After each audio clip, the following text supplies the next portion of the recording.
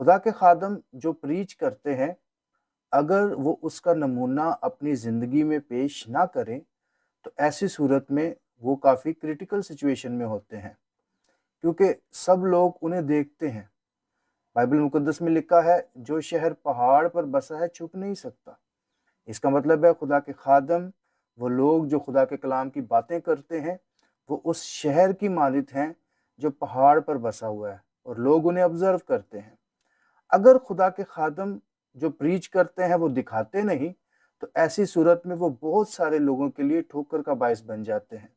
کیونکہ جب لوگ انہیں دیکھتے ہیں کہ جو کچھ وہ سکھاتے ہیں وہ خود تو کرتے نہیں، تو لوگ جو ہیں وہ ٹھوکر کھاتے ہیں۔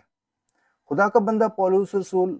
اپنی خدمت کی بڑی حفاظت کرنے کی بات کرتا ہے۔ اگر ہم کرنتھیوں کے نام پولس رسول کا دوسرا خط، اس کا 6 باب اور اگر اس کی 3 آیت پڑھیں تو یہاں پر لکھا ہے، ہم کسی بات میں ٹھوکر کھانے کا کوئی موقع نہیں دیتے تاکہ ہماری خدمت پر حرف نہ آئے۔ یعنی وہ اتنی فکر کر رہا ہے، وہ کہہ رہا ہے ہم کسی بھی بات میں، کوئی بھی سچویشن ہو، کوئی کسی بھی قسم کا معاملہ ہے، ہم اس میں ٹھوکر جو ہے اس کا کوئی موقع ہی نہیں دیتے کہ کسی کو ہماری وجہ سے ٹھوکر لگے۔ اور کہتا ہے کیونکہ ہم یہ بھی دیکھتے ہیں کہ ہماری خدمت پر کسی بھی طرح کا حرج نہ آئے۔ لکھا بلکہ خدا کے خادموں کی طرح ہر بات سے اپنی خوبی ظاہر کرتے ہیں۔ یعنی وہ کہتا ہے کہ جو بھی بات ہو ہم خوبی ظاہر کرتے ہیں کہ ہم پہلے خود ہم اس پر عمل کرتے ہیں، ایسا نہیں کہ ہم صرف دوسروں کو ہی سکھاتے ہیں۔ ایک دن خدا یسوع مسیح نے فقی فریسیوں سے کہا کہ تم پر افسوس کہ لوگوں کے اوپر تو بھاری بوجھ ڈال دیتے ہو اور خود اس کو انگلی سے بھی ہلانا جو ہے وہ تم جو ہے وہ اس کو گوارا نہیں کرتے۔ تو ایسی صورت میں لوگ جو ہے ہماری وجہ سے پریشان ہوتے ہیں، ٹھوکر کھاتے ہیں۔ لیکن پولس رسول بڑی اچھی بات کہتا ہے، وہ کہتا ہے ہم کسی بھی بات میں موقع ہی نہیں دیتے بلکہ ہر بات میں اپنی خوبی ظاہر کرتے ہیں۔ اور آگے پھر ایک بڑی لمبی لسٹ ہے، لکھا ہے کہ بڑے صبر سے، یعنی صبر کا معاملہ ہو تو کہتا ہے پہلے ہم صبر کر کے دکھاتے ہیں۔ مصیبت سے تو وہ کہتا ہے پہلے ہم مصیبت میں سے گزرتے ہیں۔ احتیاط سے، تنگی سے، کوڑے کھانے سے، قید ہونے سے، ہنگاموں سے، محنتوں سے، بیداری سے، فاقوں سے، پاکیزگی سے، علم سے، تحمل سے، مہربانی سے، روح القدس سے، بیریا محبت سے، کلام حق سے، خدا کی قدرت سے، راست بازی کے ہتھیاروں کے وسیلہ سے جو دائیں بائیں ہیں، عزت اور بےزتی کے وسیلہ سے، بدنامی اور نیک نامی کے وسیلہ سے۔ یہ بڑی لمبی لسٹ ہے، یعنی وہ کسی بھی بات میں وہ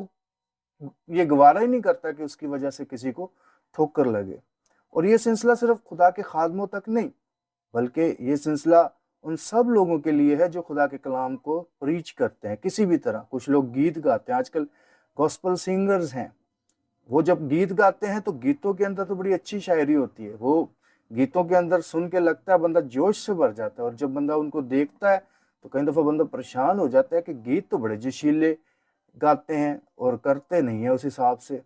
تو اس طرح ہر وہ بندہ اس معاملے کی زد میں آتا ہے جو کہ خدا کے کلام کو پریچ کرتا ہے، کہ چاہیے کہ جو کچھ وہ پریچ کرے وہ اس کا عملی نمونہ اپنی زندگی میں دکھائے، تب ہی پریچنگ کمپلیٹ ہوتی ہے۔ یعنی پریچنگ کا ایک فیز تو یہ ہے کہ جس میں